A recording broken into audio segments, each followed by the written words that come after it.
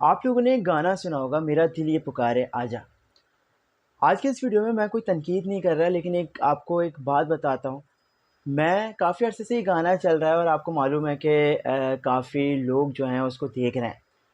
मैंने अभी तक ये फ़ैसला किया था कि यार मैं इस पे कोई तबसरा नहीं करूँगा, लेकिन आज मेरी नज़र जो है ख़बर पे से गुज़री और मैं हैरान रह गया, परेशान रह गया। अब मुझे तो पता था कि काफ़ी लोग बेरोज़गार हैं, लेकिन ख़बर ये थी कि पाकिस्तान में 4000 पीएचडी स्कॉलर्स जो हैं वो बेरोज़गार हैं। सोचें आप, वो बेरोज़गार हैं यानी वो घरों में हैं। वो क्या सोचते हैं मुझे इसके बारे में नहीं मालूम, लेकिन एक बेरोज़गार काफ़ी डिप्रेशन में होता है क्योंकि वो बेरोज़गार होता है, कोई काम नहीं कर रहा होता। अब देखिए, एक आम आदमी है, अगर वो मैट्रिक पास है, इंटर पास है, चलता है।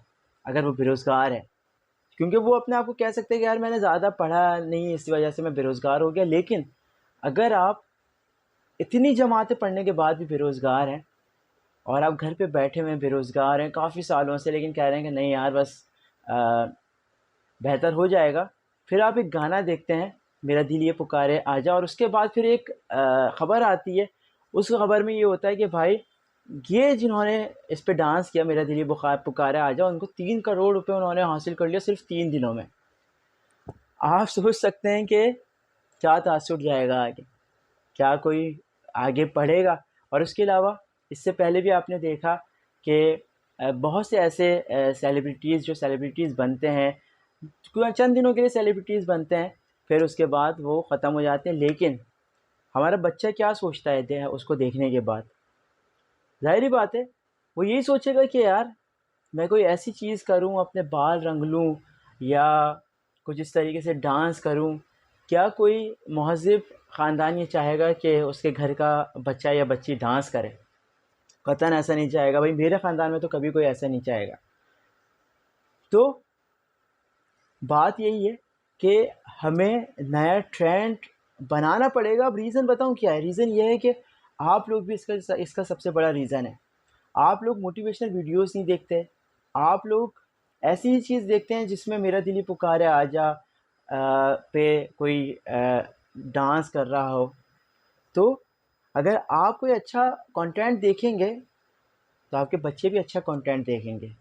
कोशिश करें कि अच्छा कंटेंट देखें, क्योंकि मैं काफ़ी शॉक में था ये ख़बर पढ़ के कि काफ़ी लोग बेरोज़गार हैं और ऊपर से सिर्फ़ मुझे नहीं पता कि जो जिस लड़की ने डांस किया उसकी क्या तालीम है, लेकिन उसने 3 करोड़ रुपए कमा लिए, इतना मुझे पता है। इतना पीएचडी के दिल पे क्या गुज़र रही होगी एक पीएचडी करने वाले बंदे के दिल पे कि यार माँ-बाप का इतना पैसा खर्च भी किया और कुछ हासिल नहीं हुआ, लेकिन यहाँ पे सिर्फ़ एक वायरल सॉन्ग पे डांस किया, मेरा दिल ही पुकारे आजा, कुछ हाथ-वाथ हिलाए, उसके बाद मशहूर हो गए। हमारे टीवी चैनल्स ने उनको बुलाना शुरू कर दिया। कोई रिसर्च करने वाले बंदे को कहाँ बुलाएँगे? क्योंकि लोग नहीं देखते ना यार, गलती आपकी है। गलती टीवी चैनल्स की थोड़ी है, गलती तो हमारी है, हम ऐसी चीज़ें देखते ही नहीं हैं। आप अभी देख लें, अभी यूट्यूब पे जाएँ, आप किसी भी ड्रामे का नाम लिखें, 1-1 मिलियंस, 2-2 मिलियंस व्यूज़ आए हुए होंगे, चाहे वो 2 घंटे पहले अगर ड्रामा भी आया हो, फिर भी 2-2 मिलियंस व्यूज़।